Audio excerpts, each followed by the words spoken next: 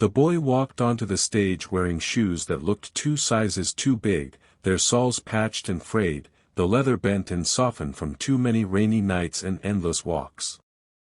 His shirt hung loosely over his thin frame, as if it once belonged to someone older, someone who had outgrown both the fabric and the dreams stitched into it. The judges exchanged doubtful glances, their expressions a mixture of pity and quiet skepticism, and in the crowd, whispers rippled like wine through dry leaves. "He looks so nervous," one person muttered. Another sighed, settling back in their seat, ready to endure what they assumed would be another fragile, forgettable attempt. Under the harsh glow of the stage lights, the boy's hands trembled, and for a brief moment, it seemed he might turn and walk away. But then, he closed his eyes, drew in a breath as if pulling strength from the unseen, and sang the first line of Hotel California. The hall froze. Time itself seemed to hesitate. His voice wasn't just sound, it was a river of pain, hope, and unspoken love flowing through every note. It carried something older than his years, as if generations of sacrifice, hardship, and resilience had carved themselves into his lungs. Parents in the audience instinctively reached for their children's hands, holding them tighter. A woman in the back row pressed her palms to her mouth, tears streaming as she whispered, "That's the sound of a soul." In those precious seconds, the boy transformed. He was no longer just a poor child in worn shoes, he was a vessel for something larger than himself. His song reached places words could not, reminding everyone that true beauty does not come from riches or privilege, it comes from courage. Long before the golden stage and the blinding lights, music had been the quiet sanctuary of his family. His father, a man with calloused hands and a tired smile, used to strum an old, battered guitar, its strings slightly out of tune, but its sound filled their small home with warmth. His mother would hum along while stirring a pot of rice, and together they turned ordinary nights into moments of magic. But when his father passed suddenly, the music faded like a candle in the wind. The guitar sat in a corner collecting dust, and silence pressed heavy on the walls. The boy, though small, carried the weight of that silence. On nights when sleep would not come, he began humming softly, almost shyly, the same songs his father once sang. His mother would close her eyes, tears slipping silently, finding comfort in the echoes of a voice that reminded her of the man she had lost. Hotel California became more than a melody, it became a thread stitching together their broken hearts. Life, however, was not kind.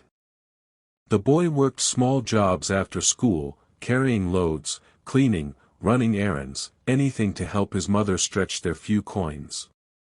Music felt like an impossible dream, something too fragile to survive hunger.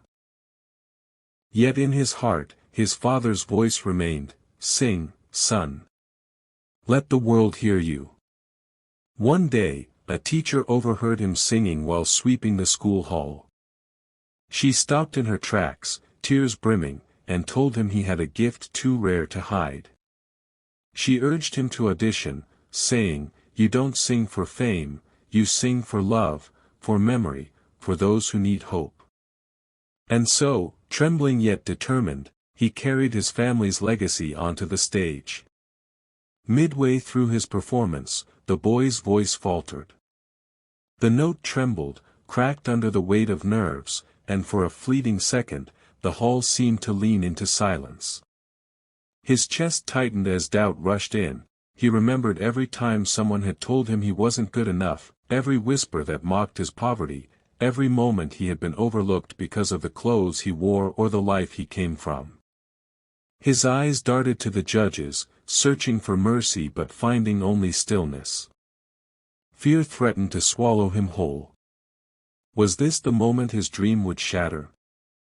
Then, from the front row, movement caught his eye.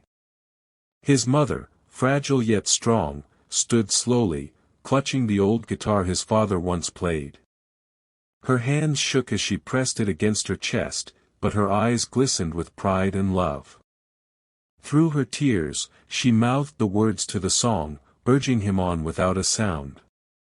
That small gesture ignited something deep within him. He drew in a breath and sang again, this time not for judges, not for applause, but for her. His voice surged back, fuller, steadier, richer with every note. It soared through the hall like a bird breaking free from a cage. The audience felt it immediately. This wasn't just a boy singing, this was a son honoring his father's memory, a child giving voice to his mother's sacrifices. Tears spread across the crowd, people covering their mouths as the music wrapped around them like an embrace. Backstage, even the crew stood frozen, their eyes shining. The judges wiped at their tears, no longer critics but human beings overcome by the raw truth before them. This was no longer an audition. It was a promise kept. It was a boy's heart saying to the world, I matter.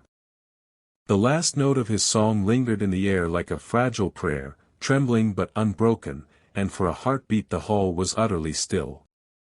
Then, with a sudden slam, one of the judges struck the golden buzzer. In an instant, golden confetti poured from above, showering the boy in a storm of light. His knees buckled, and he fell to the floor, burying his face in his hands as the audience erupted into cheers, claps, and cries that seemed to shake the very walls. It was not the sound of victory alone, it was the sound of hearts breaking open. His mother rushed to the stage, weaving through the rain of gold. She clutched him tightly, her tears mixing with his, whispering, Your father is proud. You did it, my son.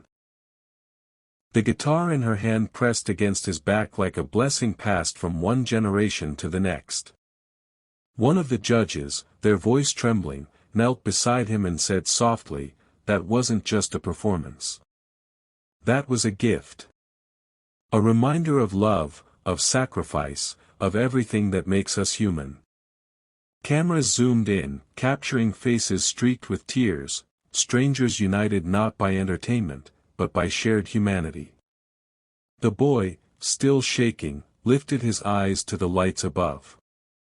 Instead of raising his hands in triumph, he pressed them together in gratitude, bowing his head humbly. That simple gesture touched the audience even deeper than the song itself. He had given everything, yet he asked for nothing. It was not just his victory. It was a victory for every child overlooked, every family silenced by struggle, every dream buried by poverty. In that moment, golden lights became more than stage magic, they became justice, hope, and love shining for all to see. Months later, the boy stood on a very different stage, not one bathed in golden lights, but a simple school auditorium decorated with paper banners and folding chairs. It was his high school graduation. There was no confetti, no cameras flashing, only classmates, teachers, and parents gathered to celebrate the closing of one chapter and the start of another. When he was asked to perform, he chose the same song that had carried him from shadows into light, Hotel California.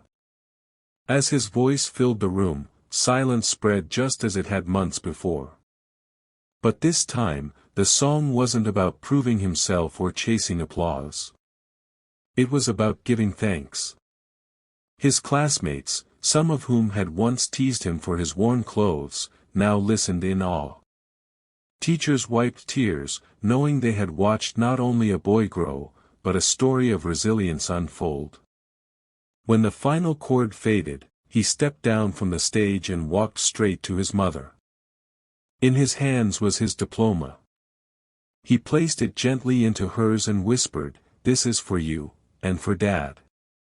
She clutched it as if it were the most precious treasure in the world, her tears flowing freely. The audience rose to their feet in applause, not just for a song, but for a journey marked by love, humility, and sacrifice. The poor boy who once sang to broken walls now sang to hearts that would never forget him. His story had come full circle, a reminder that kindness and love are the truest golden buzzers in life.